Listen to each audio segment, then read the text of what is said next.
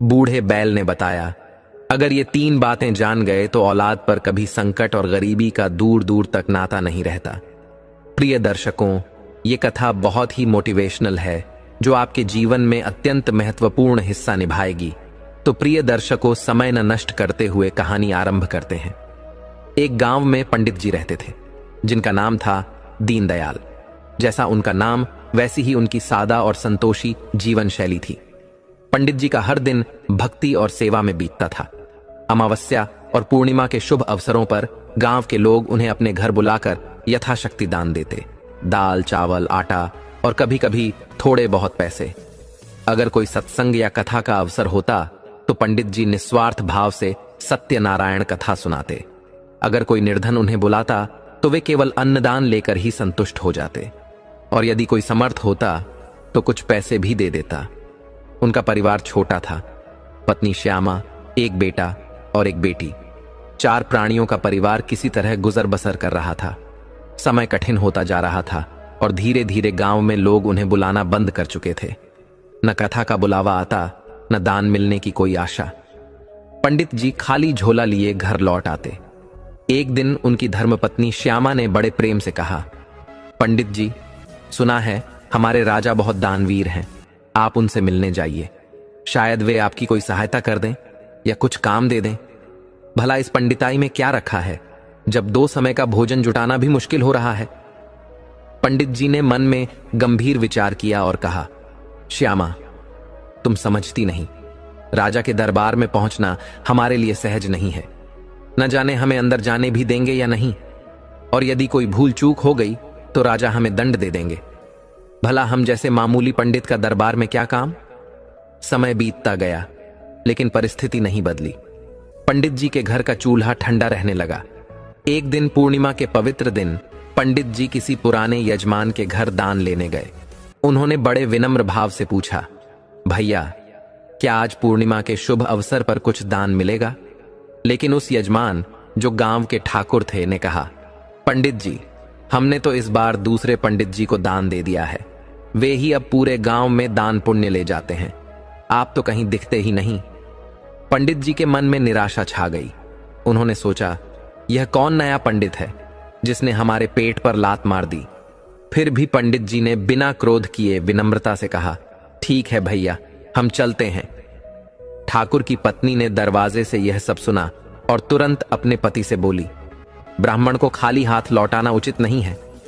उन्होंने एक थाली में आटा, चावल, दाल, घी, हल्दी और सब्जियां भरकर ठाकुर जी को दिया और कहा, इन्हें ब्राह्मण देवता को दे आइए। ठाकुर ने वह सब पंडित जी के झोले में डाल दिया। पंडित जी ने भगवान का स्मरण करते हुए झोला उठाया और घर की ओर चल पड़े। रास्ते में पंडित जी के मन में विचार आया, शायद श्यामा ठीक कह रही थी। राजा से मिलकर कुछ सहायता मांगनी चाहिए, पर क्या पता राजा हमारी बात सुने भी या नहीं। यदि राजा नाराज हो गए तो पूरा परिवार संकट में पड़ जाएगा। नहीं, भले ही कठिन हो, मैं मजदूरी कर लूंगा, लेकिन अपने बच्चों को भूखा नहीं सोने दूंगा। इस विचार में डूबे पंडित जी धीरे धीरे आगे बढ़ रहे थे। तभी एक साइकिल सवार व्यक्ति उनके पीछे पीछे आता दिखा। उसने पंडित जी को देखकर साइकिल रोकी और बोला, अरे पंडित जी, आप कैसे हैं।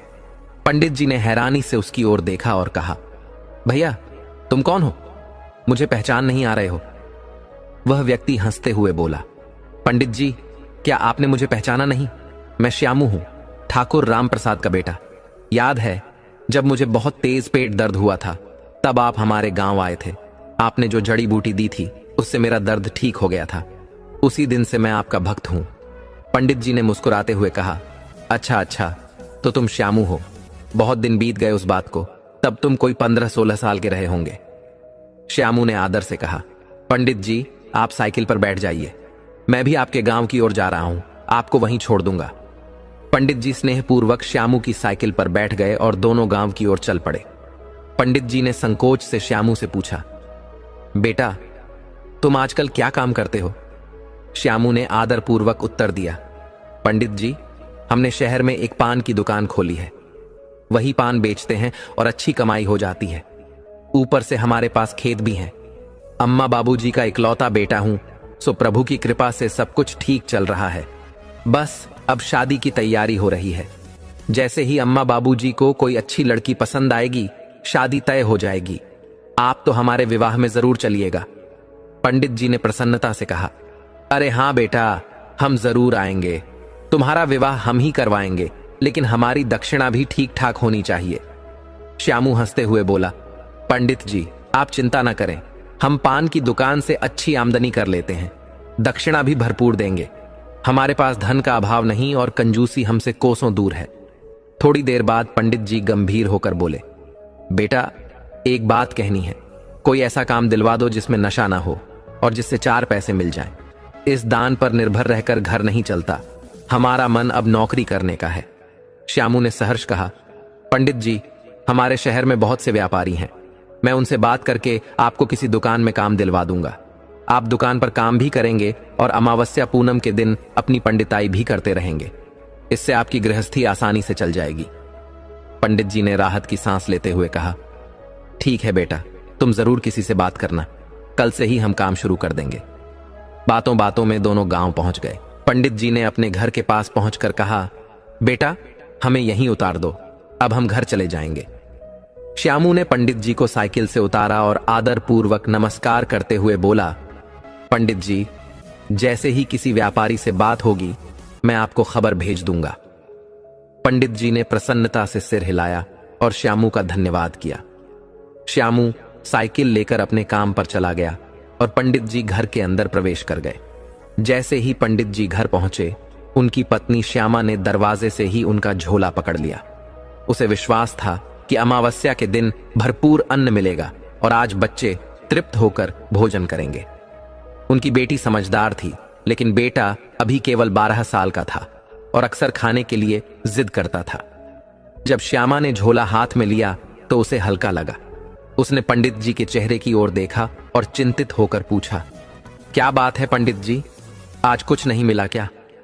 पंडित जी बाहर तख्त पर बैठ गए, पंखा उठाकर हवा करने लगे और निराशा से बोले, आज इतना ही मिला है, इसी से काम चला लो, लेकिन चिंता मत करो, हमने एक आदमी से बात की है, अब हम नौकरी करेंगे, नौकरी मिलते ही सब दुख दूर हो जाएंगे। श्यामा पंडित जी के बगल में बैठ गई और बोली, पंडित जी इस उम्र में आप नौकरी करेंगे? पंडित जी मुस्कुराते हुए बोले, अरे हमें खेत में हल तो जोतना नहीं है, किसी सेठ की दुकान में सामान बेचेंगे, साड़ी बर्तन या ऐसा ही कुछ।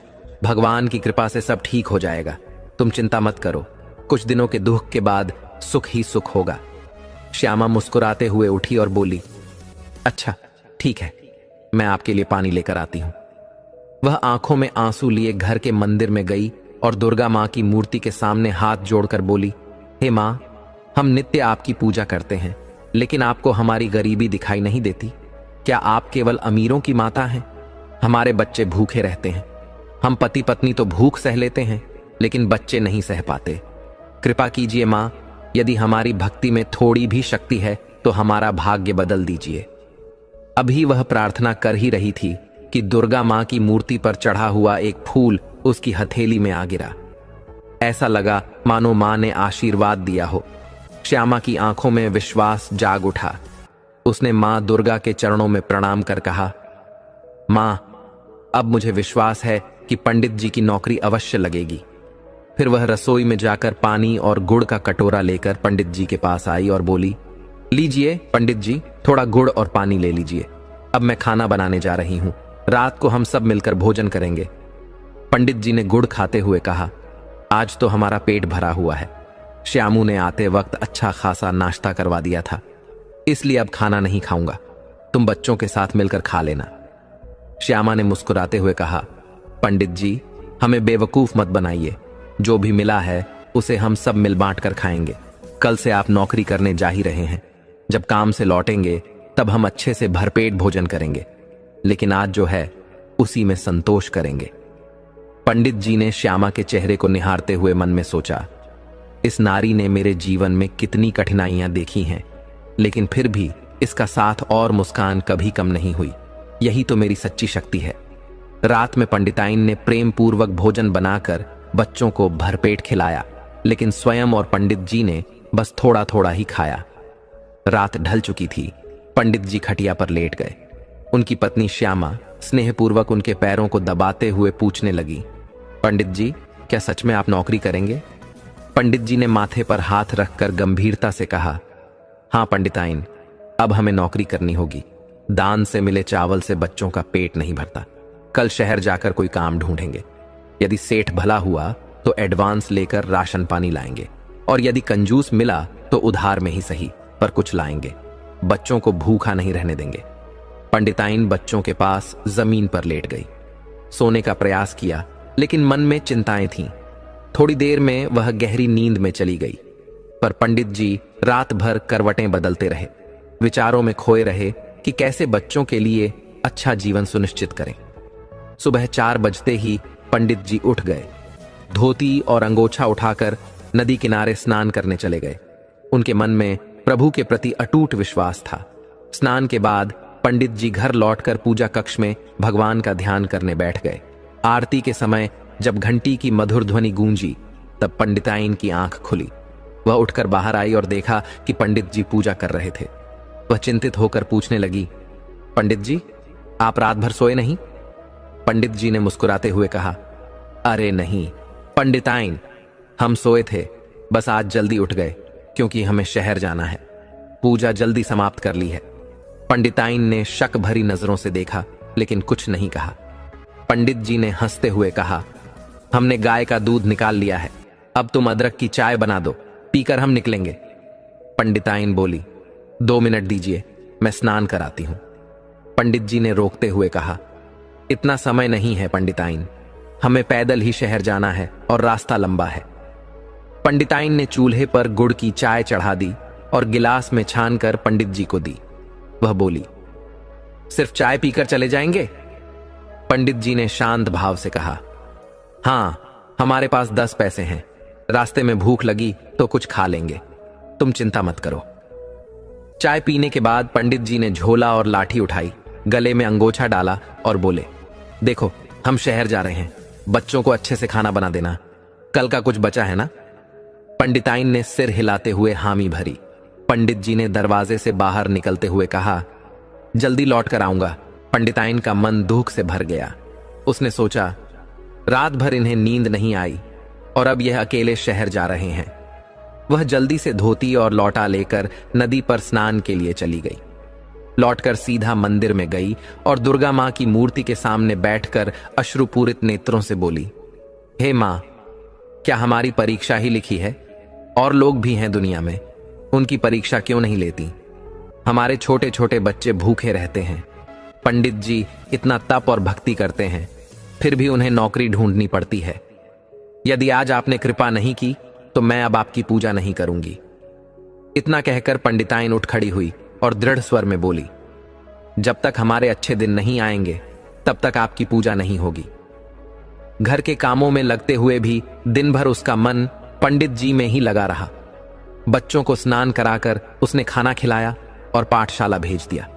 खुद भूखी रही, लेकिन एक आशा और विश्वास मन में संजोए रही कि प्रभु अवश्य मार्ग दिखाएंगे। उधर पंडित जी पैदल चलते चलते आखिरकार शहर पहुंचे। 4 घंटे की यात्रा के बाद जब वे शहर पहुंचे तो देखा कि अधिकतर दुकानें बंद थीं, लेकिन श्यामू की पान की दुकान खुली थी। पंडित जी ने उसकी दुकान के पास जाकर रुकते ही श्यामू ने बाहर आकर उनके चरण स्पर्श किए। अरे पंडित जी, आप आ गए, आइए बैठिए, मैंने एक सेठ से बात कर ली है, आज ही आपकी नौकरी शुरू करवा दूंगा।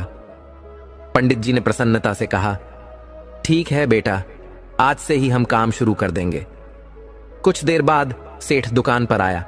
श्यामू ने पंडित जी का परिचय कराया। सेठ जी, यही वह पंडित जी हैं जिनके बारे में मैंने बताया था।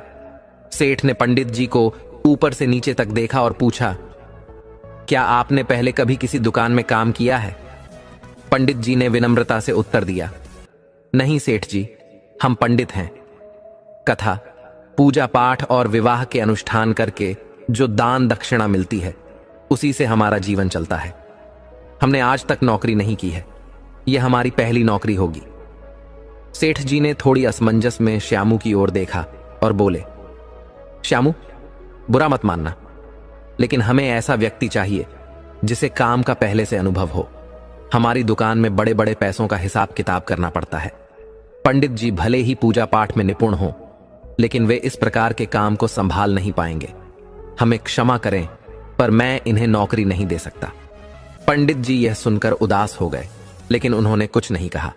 श्यामू ने उनके कंधे पर हाथ रखते हुए ढांढस बंधाया।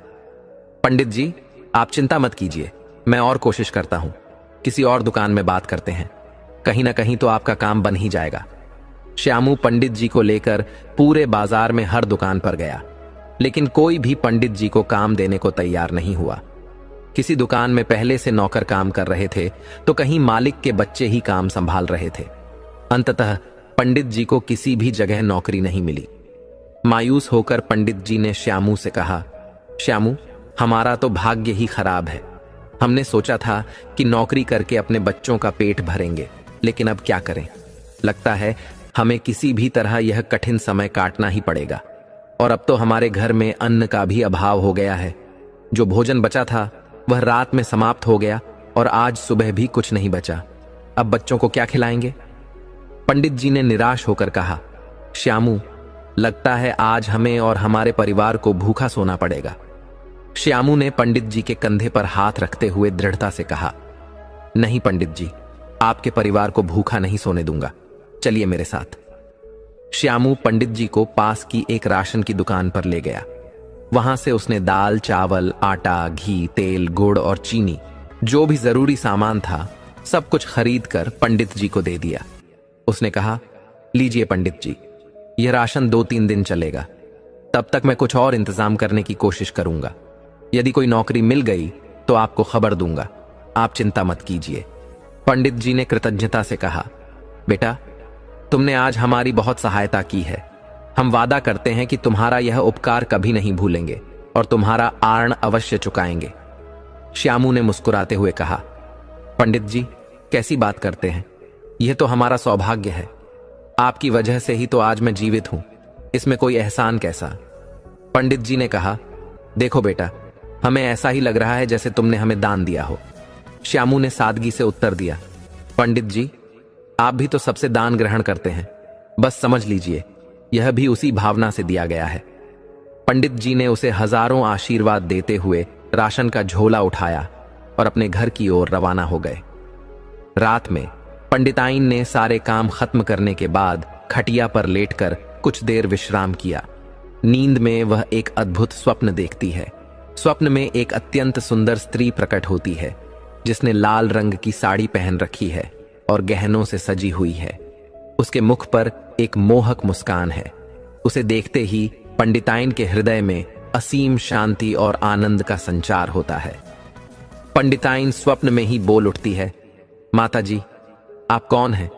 आपका रूप देखकर हमारा मन कितना शांत और प्रसन्न हो गया है। वह दिव्य स्त्री पंडिताइन के पास बैठकर कहती है, हम वही हैं जिससे तुम अभी नाराज होकर बातें कर रही थीं और शिकायत कर रही थीं। ये सुनते ही पंडिताइन चौंक जाती है। वह खटिया से उठकर मां के चरणों में अपना सिर रखकर फूट फूट कर रोने लगती है। वह कहती है, हे माता रानी, हमें क्षमा करें। आपके अलावा हमारा और कोई नहीं है। क्या एक बेटी अपनी मां से नाराज नहीं हो सकती? मां दुर्गा ने करुणा भरे नेत्रों से पंडिताइन को देखा और अपने दोनों हाथों से उसे उठाया। बड़े स्नेह से उसकी ओर देखते हुए उन्होंने कहा, हां पुत्री, तुम हमसे नाराज हो सकती हो। तुम्हें हम पर पूरा अधिकार है। हमने कब रोका है? लेकिन यह भी सत्य है कि जो जैसा कर्म करता है उसे वैसा ही फल मिलता है। तुम्हारे और पंडित जी के कुछ पूर्व जन्म के कर्मों के कारण ही यह कठिन समय आया है। परंतु चिंता मत करो, हम तुम्हारी मां हैं। यदि तुम हमारी भक्ति करती हो और हम तुम्हारे कष्ट दूर न करें तो फिर हमारे होने का क्या अर्थ? मां दुर्गा ने स्नेहपूर्वक कहा, तुम्हें यह कष्ट इसलिए सहना पड़ रहा है क्योंकि पूर्व जन्म में तुम दोनों ने किसी को बहुत कष्ट दिया था। लेकिन अब हम तुम्हें इस कष्ट से उबारने का मार्ग बताते हैं। अपने पंडित जी से कहो कि वे राजा के पास जाएं और राजा से बस इतना कहें, राजा जी, पुण्य की जड़ पाताल में है। यही कहना है और कुछ नहीं। पंडिताइन ने हाथ जोड़कर निवेदन किया, हे मां, मैं अवश्य उनसे यह बात कहूंगी, लेकिन पंडित जी हमारी बात नहीं मानते। मां दुर्गा ने मुस्कुराते हुए कहा, पुत्री, चिंता मत करो। इस बार पंडित जी तुम्हारी बात अवश्य मानेंगे, क्योंकि जिस कार्य के लिए वे गए थे वह सफल नहीं हुआ। जब तुम उन पर दबाव डालोगी तो वे राजा के पास जाने के लिए तैयार हो जाएंगे। इसके बाद मां दुर्गा खटिया से उठी और पंडिताइन को आशीर्वाद देते हुए कहा, अब हम चलते हैं पुत्री, तुम हमसे नाराज मत होना। हमने तुम्हारा कार्य पूरा कर दिया है। अब तुम्हारे जीवन में किसी वस्तु की कमी नहीं रहेगी। और हां, अब कभी रोना मत, क्योंकि तुम्हारे आंसू हमें पीड़ा देते हैं। इतना कहकर मां दुर्गा अंतर्ध्यान हो गई। अचानक पंडिताइन की आंखें खुली और वह खटिया से उठकर बैठ गई। मन में विचार उमड़ने लगे, यह कैसा स्वप्न था? क्या सचमुच मां दुर्गा ने हमें दर्शन दिए थे? उसने अपने चेहरे पर हाथ फेरा और पाया कि उसकी आंखें और बाल गीले थे। उसी क्षण उसे विश्वास हो गया कि यह कोई साधारण स्वप्न नहीं था। मां दुर्गा ने स्वयं उसे दर्शन दिए थे। संध्या के समय पंडित जी अत्यंत प्रसन्न मन से घर लौट रहे थे। दिया बाती का पवित्र समय हो चुका था। पंडिताइन ने तुरंत कुएं से पानी भरा, स्नान किया और घर के मंदिर में मां दुर्गा के चरणों में हाथ जोड़कर खड़ी हो गई। आंखों में श्रद्धा और हृदय में कृतज्ञता के भाव से उसने कहा, हे मां दुर्गा, हमारे कष्ट हरने के लिए आपका कोटि कोटि धन्यवाद। लेकिन आज हमारे पास तेल नहीं है कि आपके चरणों में दीपक जला सकें। बस मैं हाथ जोड़कर आपसे प्रार्थना करती हूं, कृपया क्षमा करें मां। जब हमारे पास साधन होंगे तब आपके चरणों में दीपक अवश्य जलाएंगे। मंदिर में मां की प्रतिमा के आगे खड़ी पंडिताइन का मन आज बड़ा प्रसन्न था। वह मन ही मन सोचने लगी, अब पंडित जी मेरी बात अवश्य मानेंगे। उन्हें राजा के दरबार में भेजकर ही रहूंगी। अगर वे नहीं गए तो इस बार उनसे कोई बात भी नहीं करूंगी। रात गहराने लगी, लेकिन पंडित जी अभी तक घर नहीं लौटे थे। पंडिताइन ने दूसरे घर से थोड़ा सा आटा और घी उधार लिया, फिर बच्चों के लिए रोटियां बनाई और घी लगाकर उन्हें खिलाकर सुला दिया। उनकी बड़ी बेटी राधा अभी तक जाग रही थी। वह दरवाजे के पास आकर पंडिताइन के बगल में बैठ गई और चिंता से बोली, मां, तुमने हमें तो खाना खिला दिया, लेकिन खुद कुछ नहीं खाया। क्यों? पंडिताइन ने उसे स्नेह से देखते हुए कहा, अरे राधा, तुम अब तक क्यों जाग रही हो? जाओ, सो जाओ। पिताजी जब आ जाएंगे तब हम भी उनके साथ खाना खा लेंगे। अभी तक वह नहीं लौटे हैं, इसलिए मन में थोड़ा चिंता हो रही है। रात काफी हो चली है और वे अभी तक घर नहीं पहुंचे हैं। राधा ने अपनी मां के चेहरे पर गहरी चिंता देखी और बोली, मां, आप परेशान मत होइए। देखिए, पिताजी आ ही रहे होंगे। पंडिताइन ने प्यार से राधा के सिर पर हाथ फेरा और कहा, जाओ बेटी, सो जाओ। मैं तुम्हारे पिताजी के आने का इंतजार कर रही हूं। जब वे आएंगे तब हम सब साथ बैठकर भोजन करेंगे।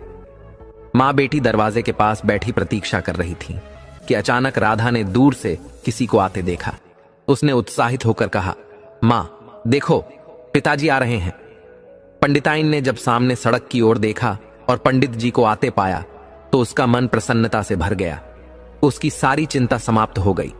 उसने राधा से कहा, अब तुम जाओ और सो जाओ। जब हम पिताजी को खाना खिलाकर सोने आएंगे तब तुमसे बातें करेंगे। राधा अपने कमरे में सोने चली गई।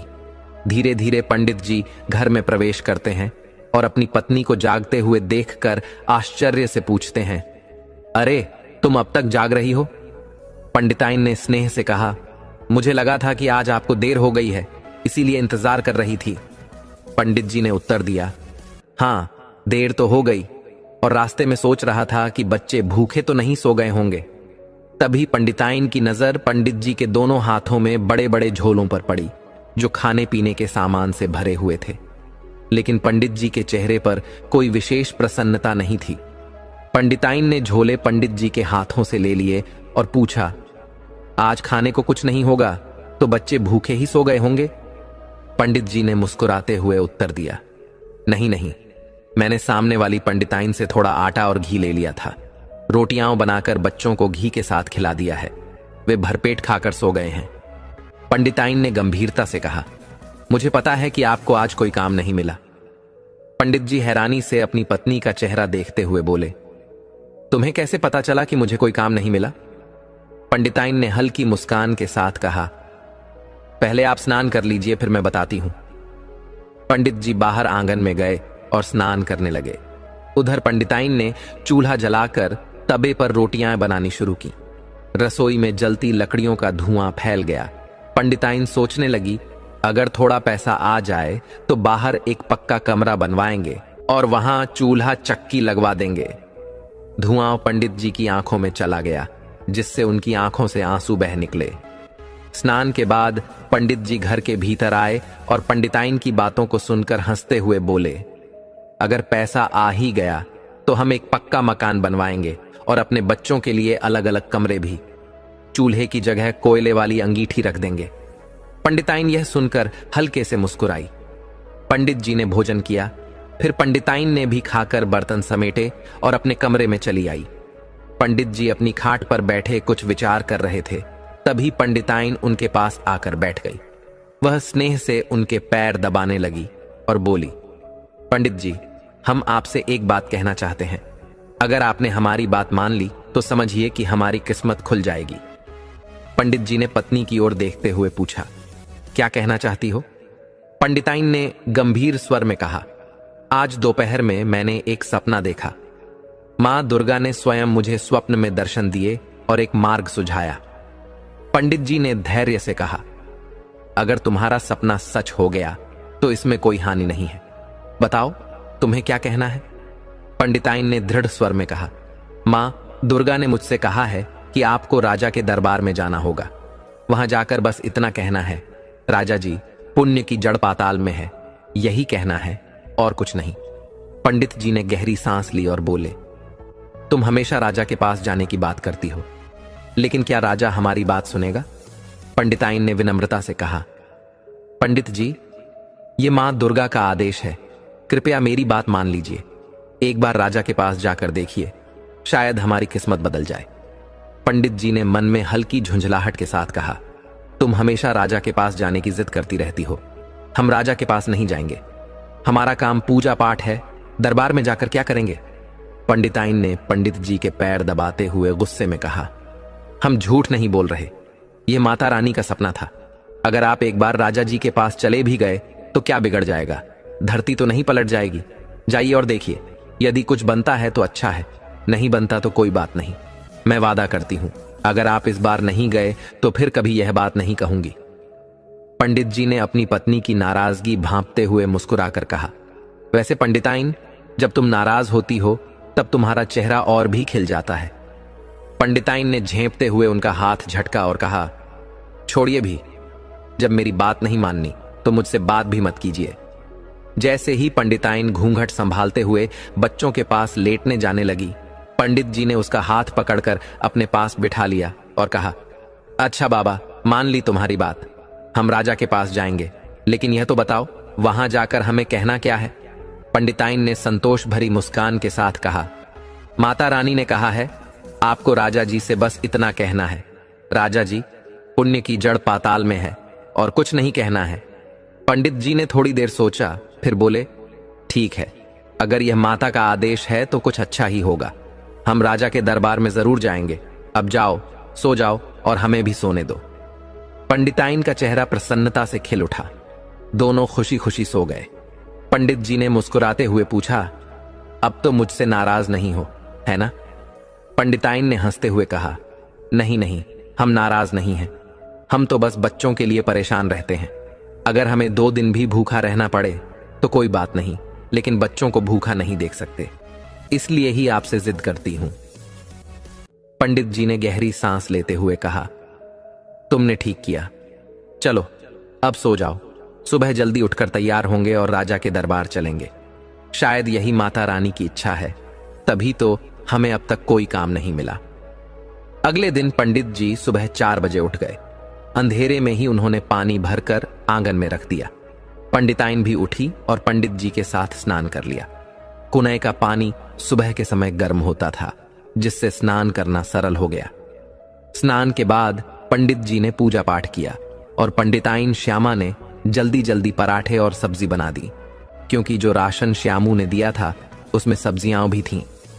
पंडित जी ने कहा, श्यामा, सुबह सुबह भूख नहीं लगती, ऐसा करो पराठे कपड़े में बांध दो, हम रास्ते में खा लेंगे। हमारी लुटिया और रस्सी भी झोले में रख दो। राह में कोई कुआं या बावली मिल जाएगी तो पानी पी लेंगे। पंडिताइन ने पंडित जी की बात मानकर पराठे कपड़े में बांध दिए और झोले में लुटिया और रस्सी भी रख दी। मित्रों, पुराने समय में लोग लंबी यात्राएं पैदल करते थे, जिससे वे स्वस्थ रहते थे। रास्तों में कई कुएं और बावलियां होती थीं। यात्रियों के पास एक लोटा और पतली रस्सी रहती थी, जिसे वे कुएं में डालकर पानी निकालते और पीते थे। पंडित जी भी इस प्रथा का पालन करते हुए अपनी लुटिया और रस्सी लेकर चल पड़े। उनके झोले में पराठे बंधे थे और मन में माता रानी का आशीर्वाद। पंडिताइन दरवाजे पर खड़ी होकर पंडित जी को जाते हुए देखती रही। उसके मन में विश्वास था कि मां दुर्गा का आशीर्वाद अब उनके जीवन को बदल देगा। उसने हाथ जोड़कर मंदिर में मां दुर्गा से प्रार्थना की, हे मां, मेरे पंडित जी की रक्षा करना और उनकी यात्रा सफल करना। आपके आदेश का पालन करने के लिए ही वे आज राजा के दरबार में जा रहे हैं। कृपा करके हमें इस कठिनाई से मुक्ति दिलाइए। पंडिताइन के मन में अब कोई शंका नहीं थी। उसे विश्वास था कि मां दुर्गा का आदेश व्यर्थ नहीं जाएगा और राजा से मिलकर पंडित जी के जीवन में नया प्रकाश अवश्य आएगा। पंडिताइन दरवाजे पर खड़ी होकर अपने पति को जाते हुए देखती रही, जब तक कि पंडित जी उसकी आंखों से ओझल नहीं हो गए। पति के जाते ही पंडिताइन ने मंदिर में जाकर मां दुर्गा के चरणों में हाथ जोड़कर प्रार्थना की, हे माता रानी, आपने स्वप्न में आकर हमें पंडित जी को राजा के दरबार में भेजने का आदेश दिया था। हमने आपकी आज्ञा का पालन किया है और पंडित जी को राजा के दरबार भेज दिया है। मां, अब आप ही कृपा कीजिए कि उनके जाने से हमारा काम बन जाए, वरना पंडित जी क्रोध में आकर लौटेंगे और हमें बहुत कुछ सुनाएंगे। पंडिताइन ने मां दुर्गा की प्रतिमा के आगे आंखें मूंद कर श्रद्धा और भक्ति से प्रार्थना की और मन ही मन माता रानी से परिवार पर कृपा की याचना की। उधर पंडित जी रास्ते में चलते जा रहे थे। उनका मन बेचैन था और बार बार अपने कपड़ों को निहार रहे थे। आज उन्होंने वही कुर्ता पहना था जो उनकी शादी के समय का था। उस शादी को 20 साल बीत चुके थे, लेकिन उन्होंने यह कुर्ता केवल खास अवसरों के लिए संभाल कर रखा था। आज राजा के दरबार में जाने के लिए यही विशेष वस्त्र पहन लिया था। उन्होंने लकड़ी के कोयले से गर्म करके इस कुर्ते को बड़े मनोयोग से प्रेस किया था। एक भक्त ने उन्हें नया अंगोछा दिया था, जिसे पंडित जी ने श्रद्धा पूर्वक कंधे पर डाल लिया। माथे पर तिलक लगाए, मन में अनिश्चितता और डर लिए वे कदम बढ़ा रहे थे। सोचते जा रहे थे, पत्नी के कहने पर राजा के दरबार तो जा रहा हूं, लेकिन वहां क्या होगा कोई नहीं जानता। कभी आज तक राजा से मिलने नहीं गया। राजा मुझे देखते ही महल से बाहर करवा देगा, लेकिन कोई बात नहीं, पत्नी की बात मान ली है, अब देखता हूं क्या होता है। दोपहर होते होते पंडित जी राजा के महल के पास पहुंच गए। चिंता और भय के कारण उन्होंने रास्ते में न कुछ खाया न पानी पिया। उनकी झोली में पराठे और सब्जी बंद पड़ी थी, लेकिन वे भूख प्यास की सुध खो बैठे थे। महल के विशाल और भव्य द्वार पर पहुंचकर पंडित जी ठिठक गए। वहां चारों ओर सैनिक तैनात थे। पंडित जी की धड़कन तेज हो गई। उन्होंने सोचा, यहां से चुपचाप निकल जाना ही बेहतर होगा। कहीं राजा ने क्रोध में आकर मुझे दंड दे दिया तो? यदि दरबार में गया और राजा मुझसे नाराज हो गया तो क्या पता सूली पर लटका दे। इतना सोचकर पंडित जी पीछे मुड़ने ही वाले थे कि अचानक उनके मन में अपने बच्चों के मासूम चेहरे आ गए। उन्होंने सोचा, अगर मैं यहां से वापस चला गया तो हमारे बच्चे भूखे रहेंगे, माता रानी का आदेश भी अधूरा रह जाएगा। ये विचार आते ही उनका साहस लौट आया। उन्होंने गहरी सांस ली और कदम महल के दरवाजे की ओर बढ़ा दिए। धीरे धीरे वे महल के विशाल गेट तक पहुंच गए। वहां का दृश्य अद्भुत था। सोने चांदी से बने दरवाजे पर सुंदर कलाकृतियां उकेरी गई थीं। पंडित जी दरवाजे की भव्यता को निहारते ही रह गए। तभी एक सैनिक की नजर पंडित जी पर पड़ी। मां दुर्गा की कृपा से ही पंडित जी वहां तक पहुंच पाए थे, लेकिन जैसे ही सैनिक उनकी ओर बढ़ा, पंडित जी के माथे पर पसीना छलक आया और उनका दिल तेजी से धड़कने लगा। भय ने उनके मन पर गहरा प्रभाव डाल दिया। उन्होंने मन ही मन कहा, यह सैनिक मुझे पकड़कर दरबार में ले जाएगा और राजा न जाने मेरे साथ कैसा सलूक करेगा। कहीं मुझे सूली पर न चढ़ा दे। पंडित जी, जो साधारण और विनम्र व्यक्तित्व के धनी थे, महल के दरवाजे पर खड़े थे जब एक सैनिक उनके पास आया। सैनिक ने अपने दोनों हाथ जोड़कर पंडित जी को आदरपूर्वक प्रणाम किया। पंडित जी ने आशीर्वाद देते हुए कहा, धन्य हो बेटा, ईश्वर तुम्हारा भला करें। सैनिक ने विनम्रता से पूछा, पंडित जी, क्या आप महाराज से मिलने आए हैं? पंडित जी ने हल्की मुस्कान के साथ उत्तर दिया, हां जजमान, हमारा नाम पंडित दीनानाथ है। हम गांव के रहने वाले हैं और आज महाराज से मिलने के लिए यहां आए हैं। सैनिक ने आदरपूर्वक कहा, पंडित जी, महाराज का दरबार लगा हुआ है, आप सीधे दरबार में चले जाइए, महाराज से भेंट हो जाएगी। उसने अपने साथियों से कहा, पंडित जी को दरबार में जाने दो। महल का द्वार सैनिकों ने खोल दिया और पंडित जी महल के भीतर चले गए। जैसे ही उनकी नजर महल के अंदर पड़ी, वे दंग रह गए। महल ऐसा प्रतीत हो रहा था मानो सोने से बना हो और उसकी दीवारों की चमक से वातावरण जगमगा रहा था। महल के सामने फैले विशाल उद्यान में तरह तरह के रंग बिरंगे फूल खिले थे और सुंदर वृक्षों से महल का आंगन अलंकृत था।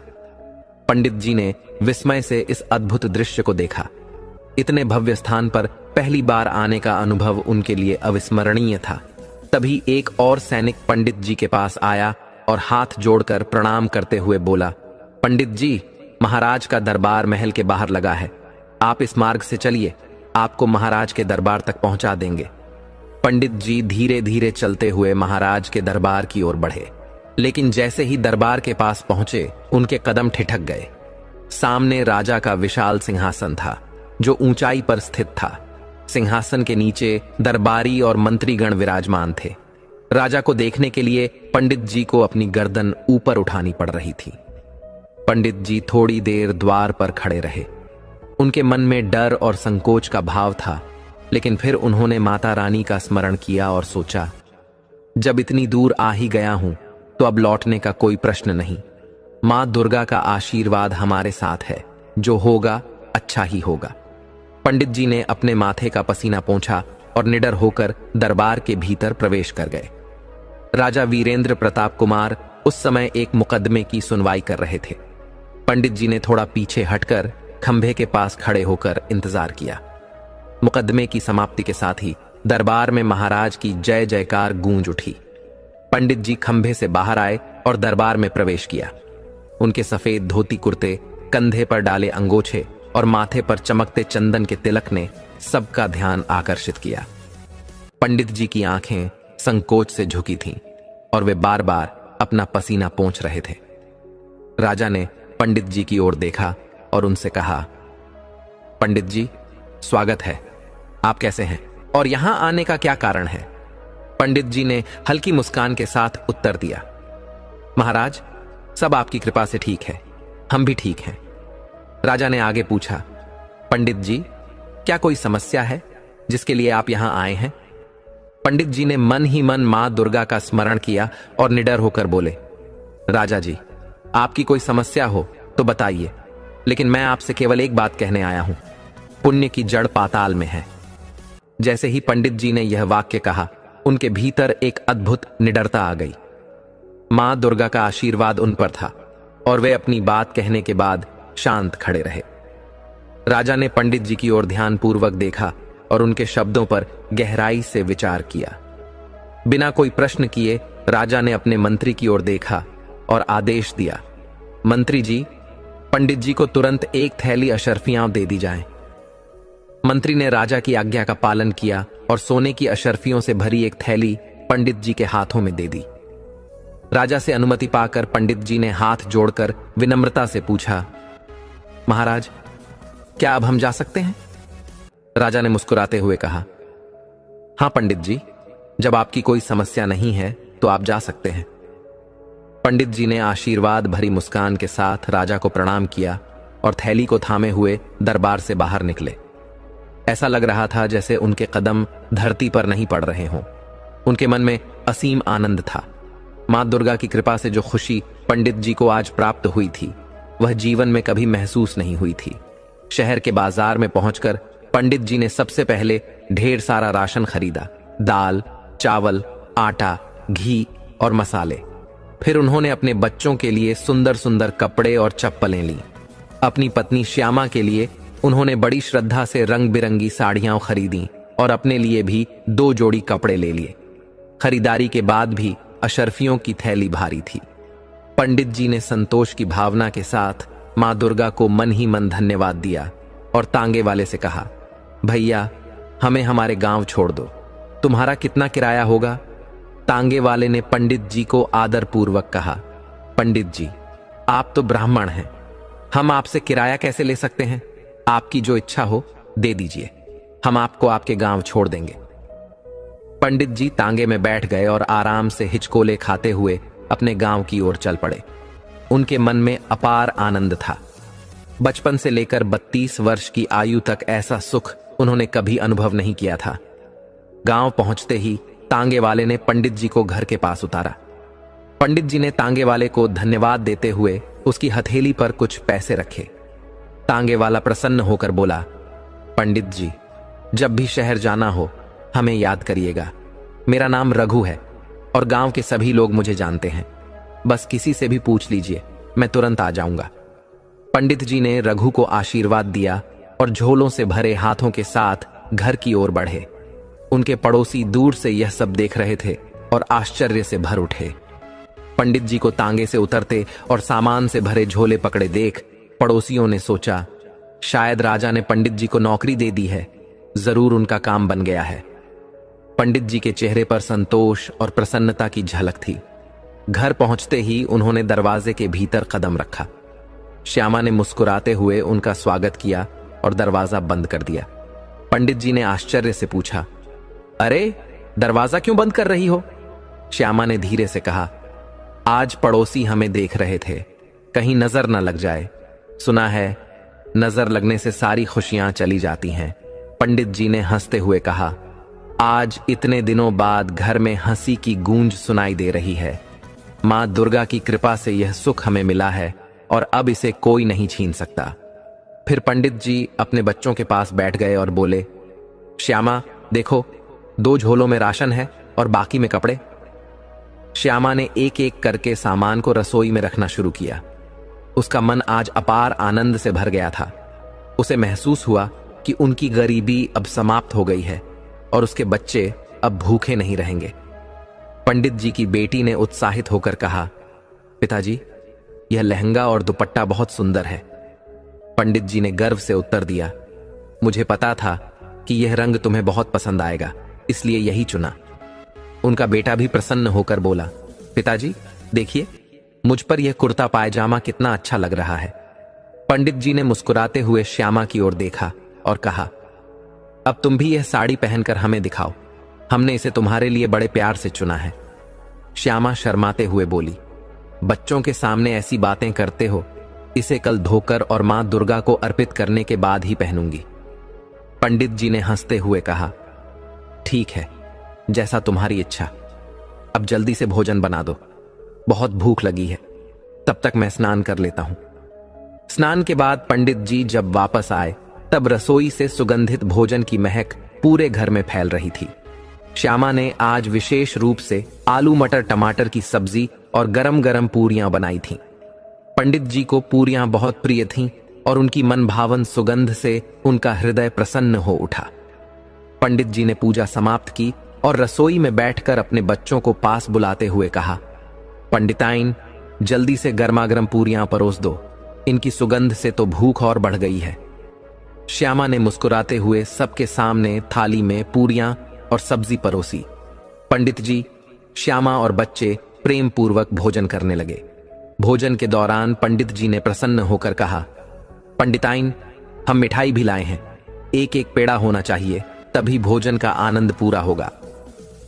श्यामा ने मिठाई का डिब्बा खोलकर पंडित जी को पेड़ा दिया और सभी ने भोजन का आनंद लिया। भोजन के बाद सब लोग रसोई से उठकर अपने कमरे में आ गए। बच्चे जमीन पर नए कपड़ों में सुकून से सो गए और पंडित जी खाट पर लेटकर विश्राम करने लगे। श्यामा पंडित जी के हाथ पैर दबाने लगी। यह देख पंडित जी गहरी नींद में सो गए। कई दिनों बाद उनका परिवार तृप्ति से भोजन कर रहा था और एक सुखद शांति का अनुभव कर रहा था। मां दुर्गा की कृपा से आज घर में सुख और संतोष का माहौल था। प्रातः 4 बजे रोज की तरह पंडिताइन जागी। उसने कुएं से पानी भरकर आंगन के मटके भर दिए। पंडित जी भी जाग गए और गर्म पानी से स्नान करने लगे। स्नान करते हुए उन्होंने श्यामा से पूछा, श्यामा, आज क्या करना है? क्या आज भी राजा के दरबार जाना है? पंडिताइन ने आत्मविश्वास से कहा, हां पंडित जी, जब तक माता रानी की कृपा बनी है आप रोज राजा के दरबार जाइए। मां का आदेश है, इसलिए आपको जाना चाहिए। पंडित जी ने थोड़ा चिंतित होकर कहा, राजा के सामने जाकर वही बात कहनी है। राजा जी, पुण्य की जड़ पाताल में है। लेकिन अगर किसी दिन राजा ने पूछ लिया कि यह पुण्य की जड़ पाताल क्या होती है, तो हम क्या उत्तर देंगे? अगर उत्तर नहीं दे पाए तो कहीं राजा हमें सूली पर न चढ़वा दे। श्यामा ने हंसते हुए उत्तर दिया, पंडित जी, चिंता मत कीजिए, मां दुर्गा पर भरोसा रखिए। उनका मार्गदर्शन अवश्य मिलेगा, कोई ना कोई उपाय अवश्य होगा। पंडित जी ने मुस्कुराते हुए कहा, तो फिर ऐसा करना, मां से पूछ लेना कि पुण्य की जड़ पाताल क्या होती है। कहीं ऐसा ना हो कि मां के कहने पर हम सूली पर चढ़ जाएं। पंडिताइन ने स्नेह और चंचलता से पंडित जी की ओर तीव्र दृष्टि से देखा और बोली, माता रानी की बात मानिए, सब कुछ ठीक होगा। पंडित जी ने स्नान समाप्त किया और तैयार होकर राजमहल की ओर प्रस्थान करने लगे। श्यामा ने उन्हें जाते हुए देखा और मन ही मन मां दुर्गा से प्रार्थना की, हे मां रानी, मेरे पंडित जी की रक्षा करना और उनकी यात्रा सफल करना। आपसे प्रार्थना है, कृपा बनाए रखना। पंडित जी के प्रस्थान के बाद पंडिताइन ने अपने घर के मंदिर में प्रवेश किया और मां दुर्गा की पूजा अर्चना में तल्लीन हो गईं। मन में श्रद्धा और विश्वास का दीप प्रज्वलित था। उन्हें पूरा भरोसा था कि मां दुर्गा की कृपा से उनके जीवन की कठिनाइयां समाप्त होंगी और पंडित जी की राज दरबार की यात्रा सफल होगी। रास्ते में चलते हुए पंडित जी मन ही मन सोच रहे थे, पत्नी के कहने पर हम तो रोज दरबार जा रहे हैं, लेकिन अगर किसी दिन राजा का मन बदल गया और उसने पूछ लिया कि पुण्य की जड़ पाताल में का अर्थ क्या है, तो हम क्या जवाब देंगे? उनका मन व्याकुल था। अगर राजा ने नाराज होकर हमें कैद कर लिया तब क्या होगा? राजा ने अब तक कुछ नहीं पूछा, लेकिन अगर वह अपनी दी हुई अशर्फियां वापस मांग ले तो हम क्या करेंगे? ऐसे विचारों के साथ पंडित जी राजमहल की ओर बढ़ते रहे। 2 घंटे की पैदल यात्रा के बाद पंडित जी राजमहल के द्वार पर पहुंचे। वहां के सैनिक अब पंडित जी को पहचानते थे और आदर पूर्वक उन्हें अंदर जाने देते। पंडित जी निडर होकर महल में प्रवेश कर गए। राजा अपनी सभा में व्यस्त थे और अपने राज्य के विभिन्न मामलों पर सुनवाई कर रहे थे। जैसे ही सभा समाप्त हुई, राजा ने पंडित जी की ओर देखा। पंडित जी ने नतमस्तक होकर वही बात दोहराई, राजा जी, पुण्य की जड़ पाताल में है। राजा ने बिना कुछ पूछे अपने मंत्री को आदेश दिया, पंडित जी को 2 अशर्फियों की थैली दे दी जाए। मंत्री ने थोड़ी हैरानी से राजा का आदेश सुना, लेकिन तुरंत थैली पंडित जी को सौंप दी। यह सिलसिला महीनों तक चलता रहा। पंडित जी हर दिन राजा के दरबार में जाते, वही बात दोहराते और राजा उन्हें अशर्फियों की थैली दे देता। धीरे धीरे पंडित जी का जीवन बदलने लगा। उन्होंने अपने कच्चे घर को पक्का बनवा लिया और घर में नौकर चाकर भी रख लिए जो गायों की देखभाल करते थे। श्यामा को रसोई का काम न करना पड़े, इसलिए उन्होंने खाना बनाने के लिए एक ब्राह्मण महिला भी रख ली।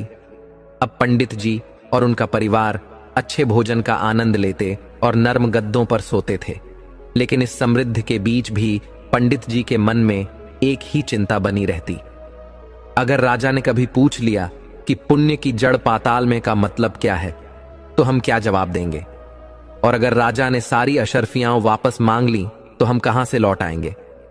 एक रात पंडित जी अपनी पत्नी श्यामा से बोले, श्यामा, अब हमारा घर भी बन चुका है और नौकर भी रख लिए हैं। क्यों ना अब हमारी बिटिया के लिए कोई अच्छा रिश्ता देख लें? कल ही हम कोई अच्छा लड़का खोजने चलेंगे। श्यामा ने उनके चेहरे की ओर देखते हुए कहा, पंडित जी, कैसी बातें कर रहे हो? हमारी बेटी अभी सिर्फ 11 साल की है। थोड़ा रुकिए, वह 12 साल की हो जाने दीजिए, तब विवाह के बारे में सोचेंगे। पंडित जी ने नाराज होकर कहा, तुम कुछ समझती ही नहीं हो।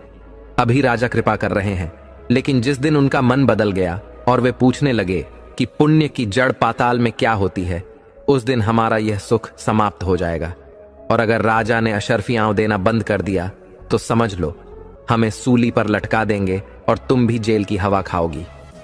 श्यामा ने हंसते हुए उत्तर दिया, तो ठीक है, तुम जेल में खाना खा लेना। राजा जी, हमें भूखा तो नहीं मारेंगे। पंडित जी चादर ओढ़ते हुए बोले, हाँ, मजा तो तुम्हें ही आता है।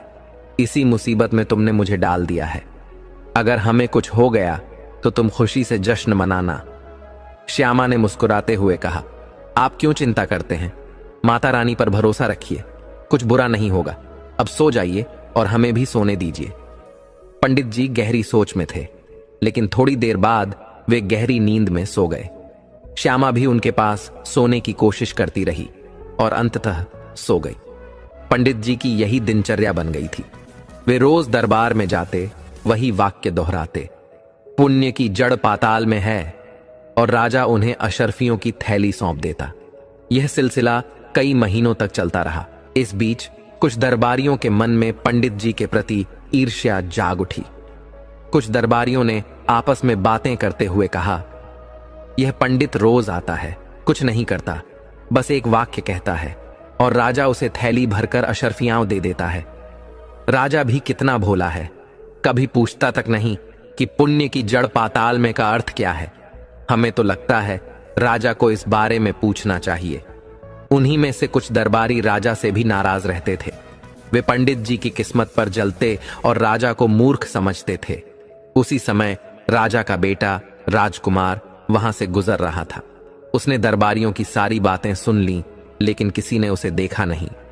वह चुपचाप अपने कक्ष में चला गया और अपने बिस्तर पर लेटकर गहरे विचारों में खो गया। महारानी ने अपने पुत्र को उदासी और क्रोध में अपने कक्ष में जाते देखा। वह उसके पीछे पीछे गई, लेकिन राजकुमार ने अपने कक्ष का दरवाजा बंद कर लिया। बाहर खड़े सेवकों से उसने कहा, अगर कोई पूछे तो कह देना कि मैं सो रहा हूं, मुझे कोई भी परेशान न करे। महारानी यह सुनकर वापस अपने कक्ष में चली गईं। वे सोच में डूब गईं, आखिर हमारे राजकुमार को हुआ क्या है? शाम होने पर राजा दरबार की समाप्ति के बाद अपने कक्ष में आए।